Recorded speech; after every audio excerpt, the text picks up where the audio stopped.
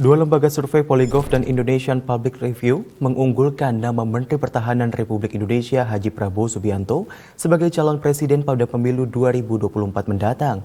Prabowo Subianto mengungguli elektabilitas sejumlah tokoh politik Indonesia. Dua lembaga survei, Polygraph dan Indonesian Public Review, mengunggulkan nama Menteri Pertahanan Republik Indonesia Haji Prabowo Subianto sebagai calon presiden pada pemilu 2024 mendatang. Dalam survei Polygraph, Prabowo Subianto meraih elektabilitas sebesar 25,5%.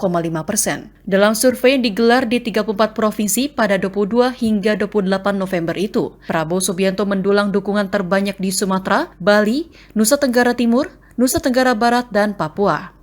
Polygraph mencatat mayoritas pemilih Prabowo Subianto berasal dari pemilih setia partai pengusung. Survei Polygraph ini melibatkan 1.225 responden di 34 provinsi dengan metode multistage random sampling. Margin of error dalam survei ini sebesar 3% dengan tingkat kepercayaan 95%. Sementara itu, elektabilitas Prabowo Subianto juga unggul dalam survei terkini Indonesian Public Review sebesar 23,6%. Prabowo Subianto mengungguli sejumlah tokoh politik lainnya.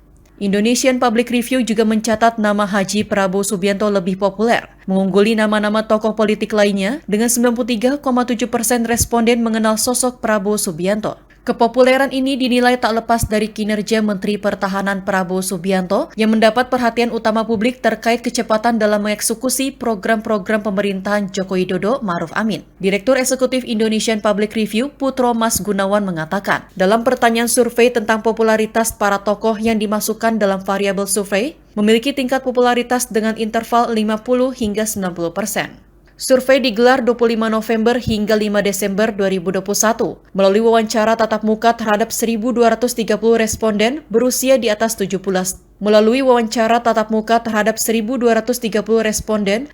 atas 17 tahun. Survei dilakukan di 34 provinsi di Indonesia. Tingkat kepercayaan survei mencapai 95% dengan margin of error 2,8%.